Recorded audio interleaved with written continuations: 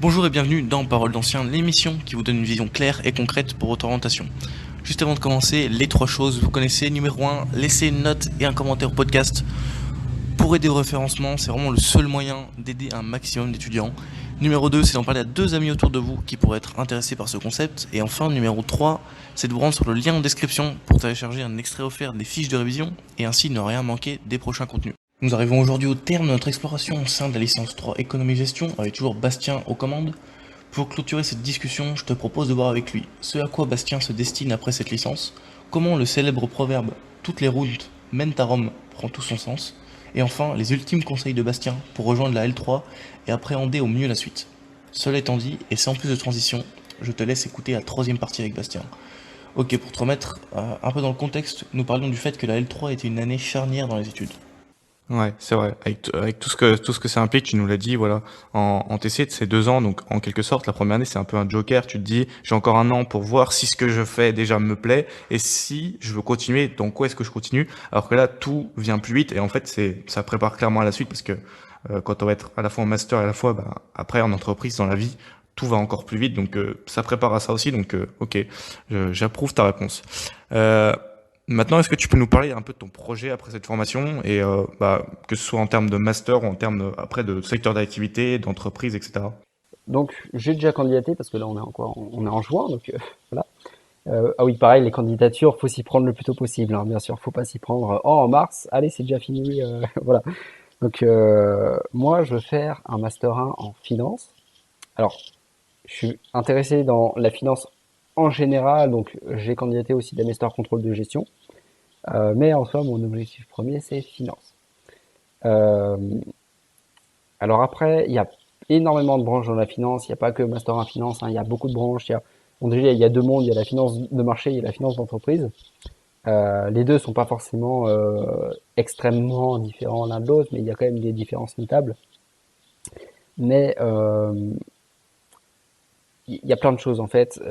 Il y a vraiment la banque, les métiers bancaires. Donc ça va plus être, je sais pas moi, chargé d'affaires entreprise en banque. Ça va être gestion de patrimoine aussi. On peut faire des masters gestion de patrimoine. Il y aura plus les métiers bancaires, où là, on va être vraiment un peu plus conseillé, analyse crédit, ce genre de choses. Donc retail plutôt, donc l'agence au coin de la rue, quoi. Ça, ça peut être totalement ça, hein, bien sûr. Euh, le banquier de votre banquier, il a fait ce genre de master, hein, clairement. Donc il y a ce côté un peu plus bancaire, un peu plus commercial, et c'est là où TC, ça va servir. Franchement, ça va servir. Donc il y a ça, et il y a le côté un peu plus ingénierie financière. Donc je pense particulièrement à tous les métiers qu'on peut exercer dans des cabinets de fusion-acquisition, dans des montages LBO, dans plein d'opérations financières complexes qui font mal au crâne quand on les étudie, mais, euh, mais qui sont enfin, tous les jours. Enfin, par exemple, des rachats d'entreprises, des, euh, des achats par effet de levier, donc des LBO, on en voit aussi, on peut en entendre parler. C'est pour ça que lire la presse financière, c'est quelque chose d'important parce que par exemple, bon, moi, par exemple, je suis les marchés financiers, toi aussi, Nico.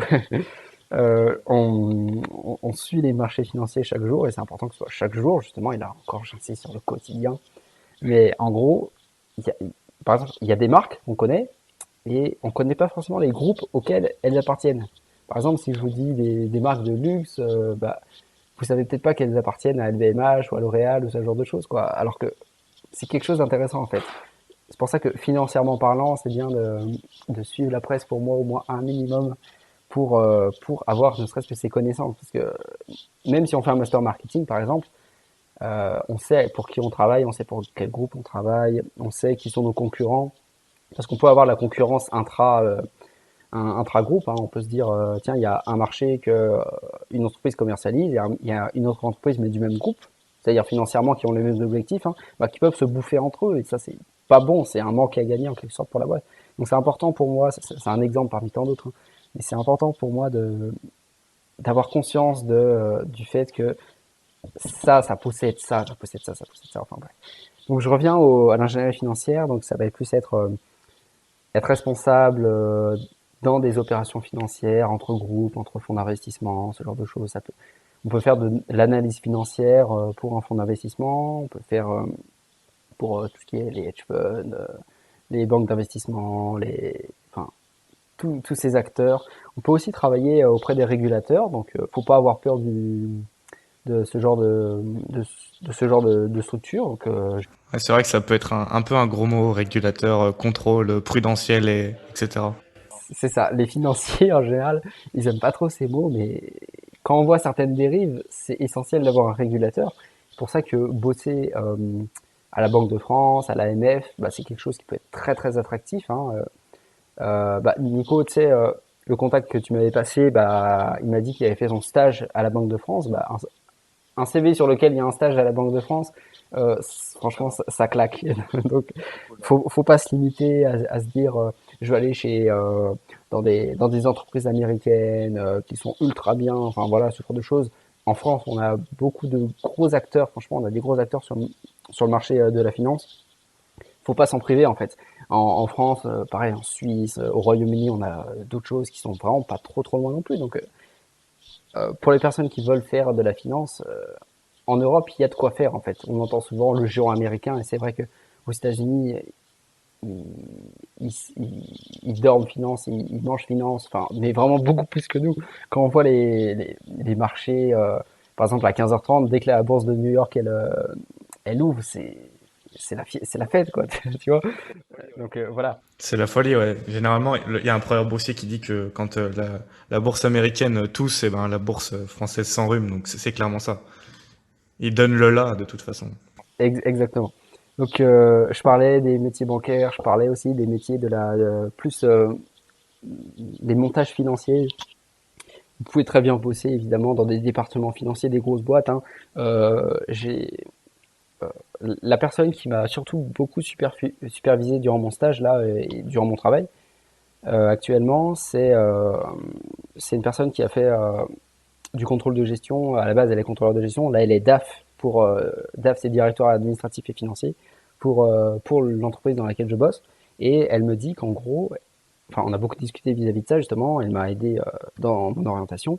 Et en gros, elle m'a surtout dit que dans les grosses entreprises, type pas forcément financières, hein, des entreprises non financières, euh, ces entreprises ont leur propre salle de marché en fait.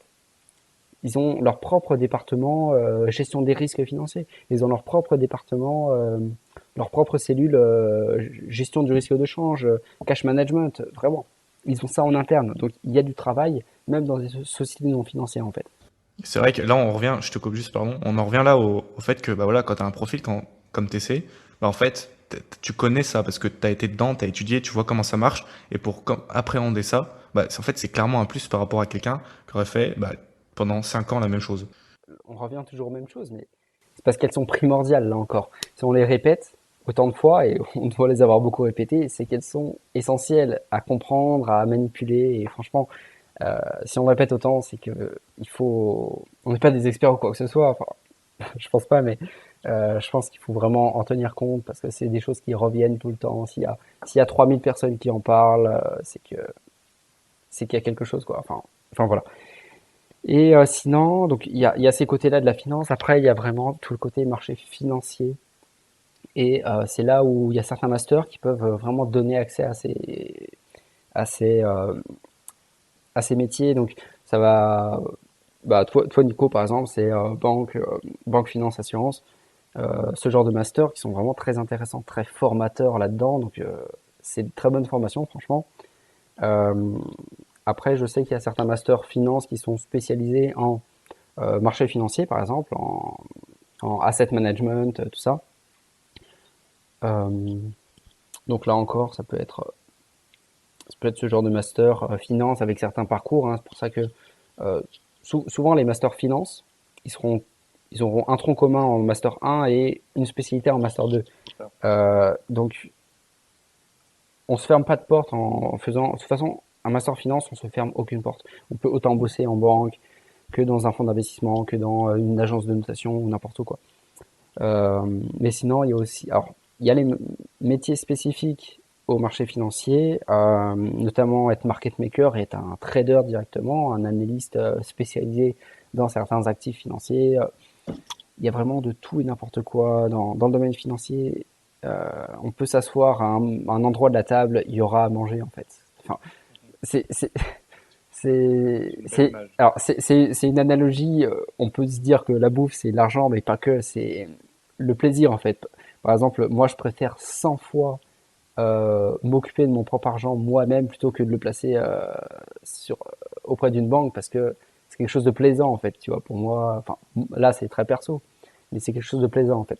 Donc faut pas se limiter à des à juste tiens ce métier paye plus donc je vais faire ça. Enfin, Ouais, clairement, clairement. c'est autre chose. Il y a plein d'autres choses derrière. Il y a l'ambiance dans les boîtes, il y a les personnes. Enfin, et là encore, c'est quelque chose qu'il qu'il faut regarder avant de faire ses choix. Et en faisant des choix, il faut prendre vraiment le maximum de paramètres, même si c'est extrêmement compliqué. Mais c'est des choses qu'il faut prendre en compte. On passe tous par là. Toi et moi, Nico, on est en train de passer par là, là encore, pour notre orientation. Enfin, on l'a déjà fait, mais voilà. Donc c'est ça mon projet. Alors projet professionnel, je suis fermé à aucun métier de la finance, mais je serais plus dans ingénierie financière et peut-être un petit peu dans les marchés financiers, parce que j'ai peut-être une attirance un peu plus sur le côté market que le côté corporate. Donc corporate, c'est finance d'entreprise, hein. Ok, je vois. Alors juste, moi, quand tu m'as dit market maker tout à l'heure, j'ai tilté parce que c'est vrai qu'en me renseignant un petit peu, euh, j'avais l'impression que pour être dans un peu dans le mythe du trading et voilà du market maker, c'est un peu lié à ces métiers du trading, quant, etc. C'est vraiment des métiers qui sont spécifiques et peut-être pas accessibles pour nous dans le sens où euh, pas mal de masters exigent, déjà il n'y en a pas beaucoup, mais ceux qui existent exigent un profil plutôt économie, mathématiques financières, voire informatique. Et donc, bah, moi, j'avais essayé de me renseigner pour vraiment de la finance de marché pure. Et finalement, bah, c'est pas forcément des métiers qui m'attirent. Aussi de par le fait que bah, voilà, le parcours est assez spécifique et c'est finalement plus de la programmation, des choses comme ça. Moi, je sais que dans ma promo, il y a quelqu'un qui a été pris à l'IAE Gustave Eiffel de Paris. Euh, et donc là, il y a une partie programmation qui est assez importante. Donc lui avait déjà fait des choses par rapport à ça, donc ce sera plus simple pour lui, mais je pense que pour quelqu'un de lambda qui n'en a jamais fait et qui veut se dire oh moi je veux faire ci, ça peut être un peu compliqué. C'est vrai que c'est des métiers qui sont à très haute technicité et il y a de l'informatique là-dedans parce que autant il y a 50 ans, ouais, il y en a moins, il y a tout ça, mais c'est fini. Maintenant, maintenant la majorité des transactions sur les marchés, c'est des robots qui les font, c'est des algorithmes. Faut avoir cette patte-là dans l'informatique, évidemment. Et c'est pas donné à tout le monde non plus. Moi, j'en ai pas particulièrement, mais ça n'empêche que ça m'intéresse et voilà, c'est quelque chose qui m'attire. Et puis, il y a vraiment le côté quantitatif. Les mathématiques financières, c'est quelque chose d'absolument nécessaire à maîtriser si on veut faire la finance de marché, bien évidemment. Et c'est en ça que si on n'est pas un féru de maths, ça peut être très compliqué. C'est pour ça que tu as raison, il faut se renseigner à ce niveau-là pour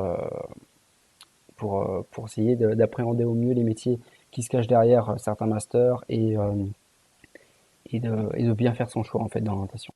Et ben parfait. La prochaine question c'est c'est vrai quelque chose que je demande à tous mes interviewés parce que bah, ça peut être vachement différent d'une personne à l'autre et c'est en quoi TC t'a servi bah, pour ta formation actuellement et en quoi TC t'a servi pour la vie en général. TC, ça m'a servi pour...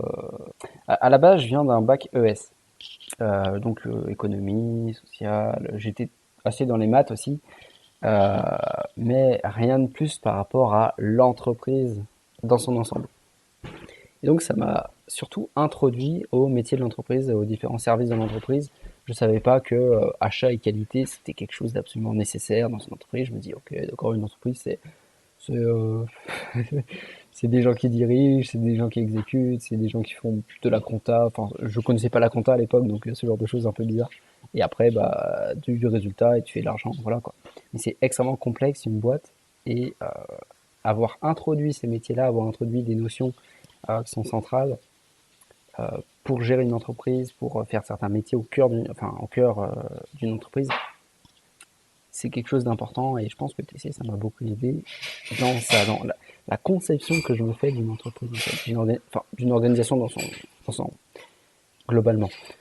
Euh, Parce que en apprenant la comptabilité, on n'apprend pas juste à faire un débit, un crédit. En apprenant le marketing, on n'apprend pas juste à créer un produit et tiens, tu le fous sur le marché à tel prix,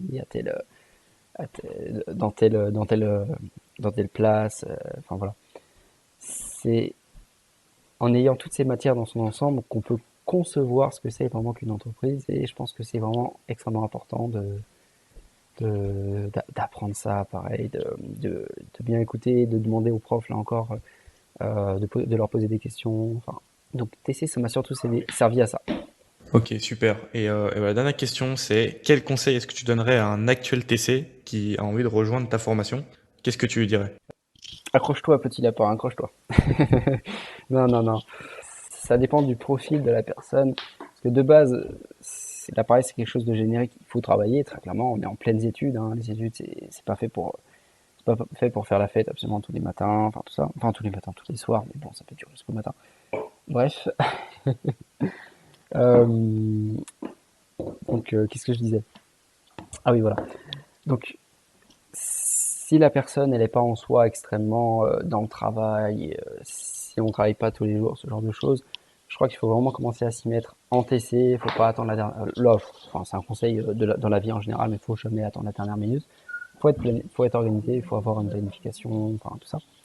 Comme tu l'avais dit d'ailleurs, faire des checkpoints, faire un rétro-planning, tout ça. Et c'est vraiment commencer à prendre des habitudes, parce que des habitudes, elles se forgent en essayant de les mettre en place.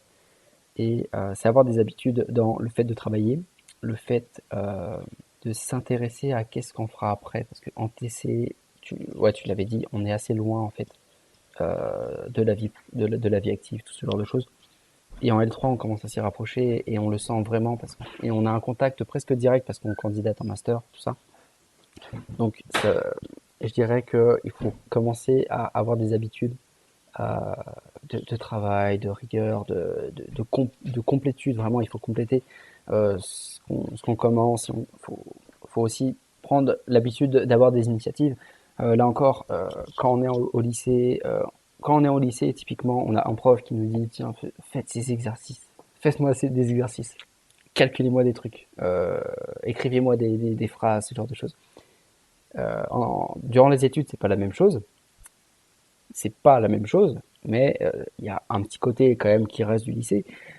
En entreprise, c'est l'exact contraire. C'est toi qui dois faire, c'est toi qui dois prendre de l'initiative. Enfin, après, ça dépend parce que ça dépend du métier, bien évidemment, mais si on fait TC, si on fait une L3, surtout si on fait une L3, c'est pour ensuite faire un master. Et quand on fait un master, on va pas faire des tâches très opérationnelles non plus. On va plus être dans la stratégie et dans la tactique.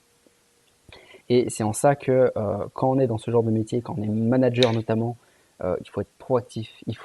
C'est de soi que viennent les idées en fait. C'est l'entreprise, elle marche stratégiquement. Attention, hein, une entreprise, elle marche aussi grâce aux exécutants, hein, bien évidemment. Mais stratégiquement, elle marche grâce aux managers, grâce aux organes dirigeants, grâce à ces cellules dans l'entreprise que vous allez incorporer si vous faites un master encore, parce que il y a des TC qui vont pas forcément faire de master, bien évidemment.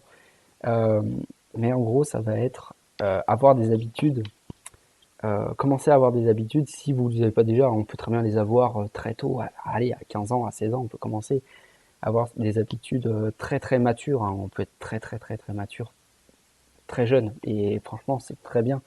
Et il faut en profiter, il faut pas se reposer sur ses lauriers. Si on a déjà ce genre de qualité, faut les perfectionner parce que faut rester actif. En fait, euh, faut rester actif même si on est déjà très bon à la base. Si vous êtes 18, si vous avez eu 18 au bac, c'est très bien pour vous. Si vous développez pas ça pour avoir 19 en TC et pour avoir 20 en L3, enfin là j'exagère, mais en gros ça va être ça. Moi par exemple, du bac au sixième semestre, donc là cette année, j'ai pas arrêté d'augmenter ma moyenne générale.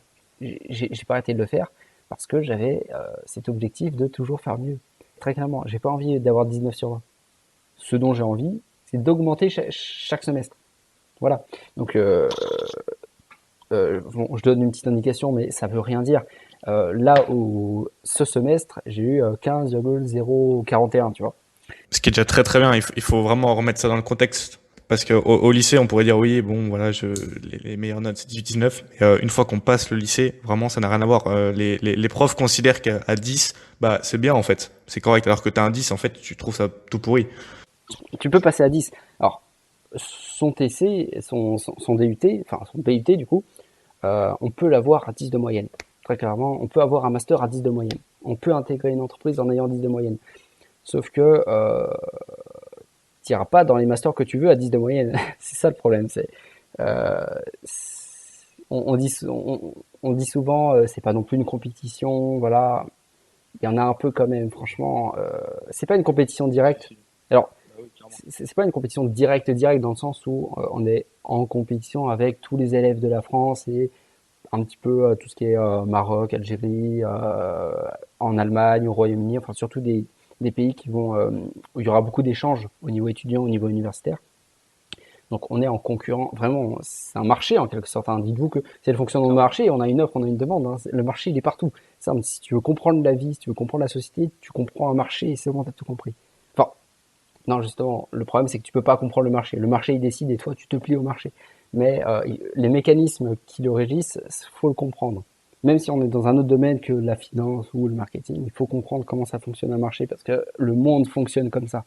Le monde en entier, quoi. Même si on est dans un domaine scientifique qui n'a a priori rien à voir, bien sûr que si, tout a rapport au marché. Donc voilà, Euh, le, l'université, c'est quand même un marché avec une offre et une demande, et si t'es pas assez compétitif, franchement, tu vas être relégué dans des villes où Ouais. t'as pas envie d'aller.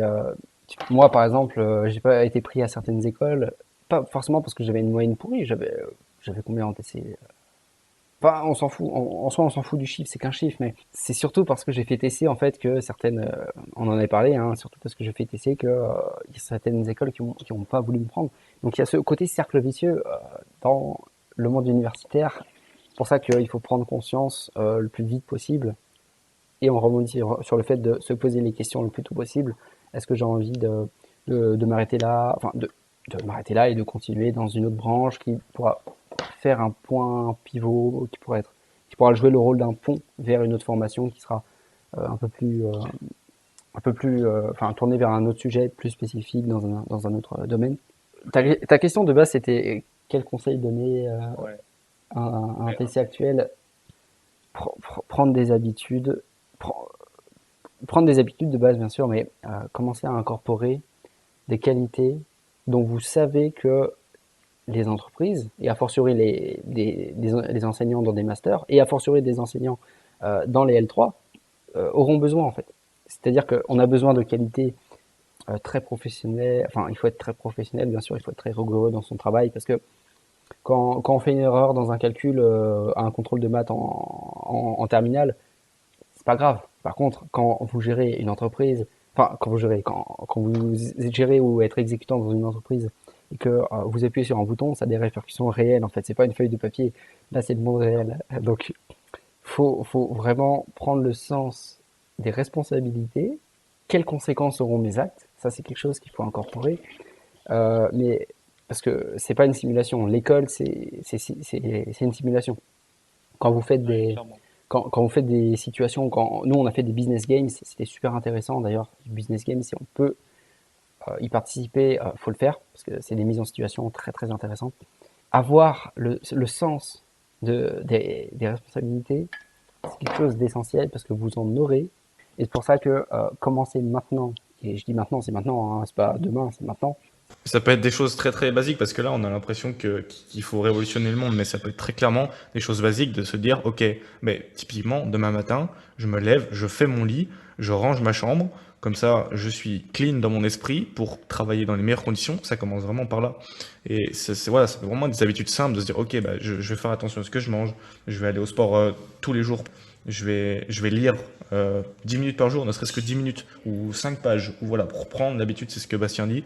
Et moi, c'est vraiment ce que je retiens, être proactif, être force de proposition, parce que, comme, comme Bastien l'a très bien souligné, quand on est à l'université, quand on est à l'école, on est un peu taker, dans le sens où on exécute et il y a quelqu'un derrière nous pour nous dire ok c'est bien, qui nous valide, puis nous dire ok c'est bien, c'est pas bien. Alors qu'en entreprise, on est un peu maker, dans le sens où bah, c'est nous qui devons apporter les outils qu'on a justement acquis pendant nos années universitaires pour les mettre à la disposition de l'entreprise et en faire quelque chose. Il n'y a personne qui va nous dire ça c'est bien, ça c'est mal. Si tu as toujours des managers, mais la plupart du temps, tu es quand même seul face à ton travail et c'est toi qui dois prendre des propositions, qui dois faire des propositions, pardon, prendre tes responsabilités, assumer et voilà, c'est pour ça qu'il faut être convaincant et ça passe par tout ce que tu as dit avant. Exact. Si je peux te donner un autre conseil, ça dépend parce qu'il y a des personnes qui ont commencé à travailler très tôt, ne serait-ce que des petits jobs d'été, ce genre de choses. Euh, Si vous pouvez commencer à travailler, ne serait-ce que 2 mois en été, au lieu de prendre des vacances, c'est quelque chose à prendre. Prenez des vacances, bien évidemment. Faut prendre des vacances, faut décompresser, ce genre de choses. Mais là, par exemple, j'ai fait un stage de 6 semaines. Là, je suis en train de travailler quoi, 5 ou 6 semaines supplémentaires. Je vais rebosser encore 2 mois après. Pourquoi? Parce que je me dis, il faut que je reste actif, parce que je sais que si je vais en vacances, il faut décompresser, bien sûr, mais sauf que j'ai trouvé d'autres manières que les vacances pour décompresser, en fait. Euh, donc, si vous voulez partir en vacances, partez en vacances. Il faut partir en vacances, vraiment. Mais si vous avez la possibilité de travailler, mais que cela n'empiète pas sur, bien sûr, d'autres choses que vous voulez plus faire, euh, franchement, c'est bien de le faire. Parce que euh, tout le monde dira que quelqu'un entre un dossier qui aura fait les mêmes écoles avec la même moyenne, avec les mêmes choses, voilà, mais quelqu'un qui aura travaillé, quelqu'un qui n'aura pas travaillé, ils prendront ceux qui aura travaillé, c'est totalement vrai.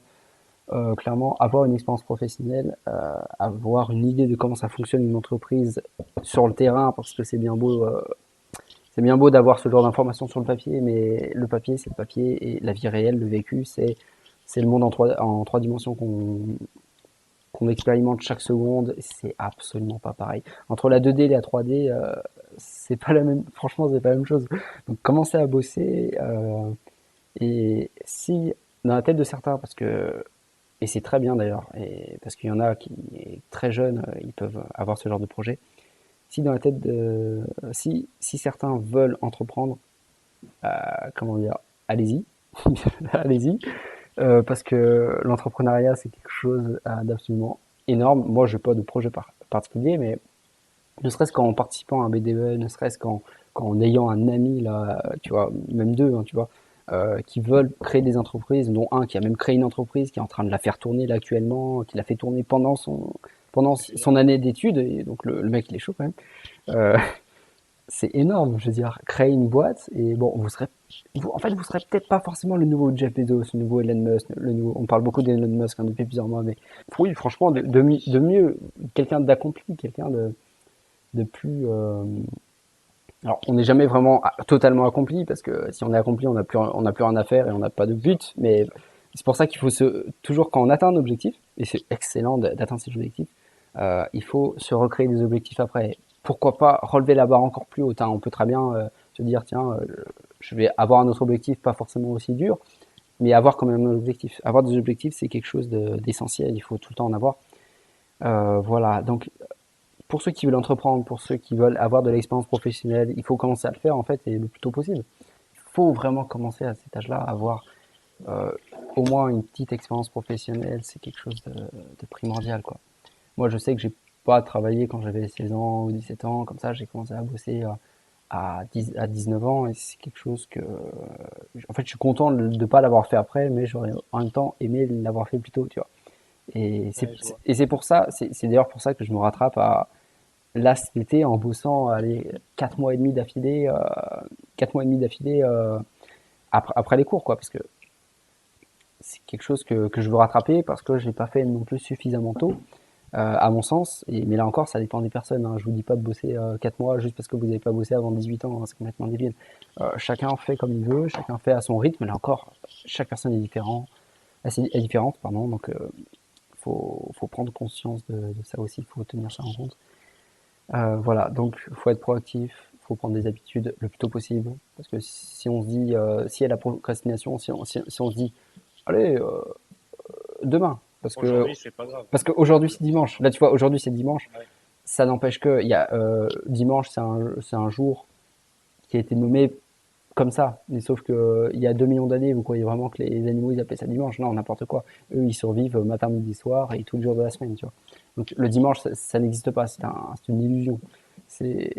Faut être actif. Oui, faut être actif tous les jours de la semaine, bien évidemment. Alors actif, attention, être actif, ça veut pas dire travailler.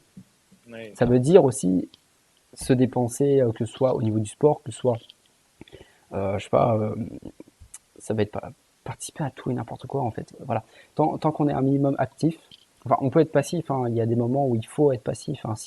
Si on est en conférence, non, tu vas pas te mettre à crier, à danser dans la salle, mais je veux dire, il y a des moments où il faut être passif, bien sûr. Enfin voilà, là aussi c'est l'intelligence émotionnelle, c'est l'intelligence sociétale, ce genre de choses. C'est assez en vue en plus parce que c'est vrai qu'avec notre monde qui bouge sans cesse, c'est vrai que j'aime bien suivre des gens qui parlent de tout ça, intelligence sociale, dynamique sociale, et ils disent vraiment que les compétences qui sont vraiment les plus recherchées dans les futures années, c'est vraiment les gens qui savent communiquer, qui savent bien communiquer, qui ont une bonne intelligence sociale. Et franchement, en TC, c'est quelque chose qu'on développe parce que en faisant des travaux de groupe, en faisant des exposés, des oraux toutes les semaines, et ben franchement, vous sortez beaucoup de votre zone de confort, et pour la suite, ça a vraiment pas de prix. Et d'ailleurs, c'est des choses que je regrette cette année. J'ai pas eu beaucoup d'oraux, j'ai pas eu beaucoup de travaux de groupe. Et même si de base, je préfère quand même travailler tout seul, et ben c'est quelque chose qui m'a manqué, et vraiment, par rapport à quelqu'un qui a fait une licence, c'est le jour et la nuit entre vous deux pour l'oral. Donc clairement, ça y contribue, et voilà, ça renforce tout ce qu'a dit Bastien, et du coup, c'est un super mot de la fin. Ah bah oui, c'est un super mot. J'ai encore envie de parler parce que c'est passionnant et c'est quelque chose qu'il faut dire aussi. Mais euh, pareil, j'ai pas eu beaucoup d'euros, mais en TC on a des euros. Mais c'est un atout, c'est un atout, hein. Je crois qu'on n'a pas dit encore le mot atout, mais c'est un mot essentiel. C'est un atout qu'il faut développer, qu'il faut garder, même si on n'en fait pas après. Tout simplement en faisant soi-même, hein, comme ça, c'est quelque chose de primordial. Donc très clairement, faut faut faut faut faire un listing de ses atouts, et il faut se dire, tiens, lequel j'ai envie de développer. Tiens, cette semaine, j'ai envie de développer ça, je fais ça, tu vois. Enfin, je mets en place des actions, je mets en place des choses qui vont me permettre de développer ce truc. Donc, le mot développement, pareil, c'est important, et faut le faire absolument tout le temps. Ah bah écoute, Bastien, c'est super. On sent que tu es vraiment passionné par ce que tu fais, et vraiment, ça se ressent, donc c'est super cool. J'espère que ça aurait aidé plein de monde qui se posait des questions. Et, euh, et voilà, je te remercie beaucoup pour cette entrevue. Et je te remercie, Nico, c'est énorme. C'est vraiment de l'aide, c'est vraiment bien, en fait, ce que tu fais. Et j'encourage aussi les personnes qui nous écoutent à avoir ce genre de projet. Pas forcément penser euh, qu'en termes de rentabilité pour soi, enfin, en gros faire des choses uniquement pour soi, mais aussi en faisant des choses pour les autres. On fait des choses pour soi. Oui, ça peut être un peu bateau, ça peut être tiré d'un film américain qui a une certaine morale à la fin, mais c'est vrai en fait. Je vois pas pourquoi je me priverais de le dire parce que c'est vrai. Et il faut en profiter. C'est pour ça que partager ce genre de choses, ça fait un peu YouTube, mais voilà, quoi. C'est le partage aussi, c'est très important. Donc franchement, je t'encourage et je te dis merci aussi parce que je passais un bon moment, quoi. Bah c'est super, c'était une super discussion. Merci beaucoup. Merci d'avoir été au bout de cet épisode et de cette mini-série. J'espère que ça t'aura éclairé si t'envisageais de rejoindre cette licence, et dans le cas contraire, je pense qu'il y a forcément des éléments qui ont pu t'interpeller, et pour lesquels tu pourras avoir des réflexions pour la suite, donc c'est tout bénéfice. Pour terminer, n'oubliez pas de laisser une note et un commentaire, et d'aller sur le lien en description pour ne rien rater des prochains épisodes. Sur ce, je vous dis à bientôt pour un prochain épisode de Paroles d'Anciens. À tantôt donc.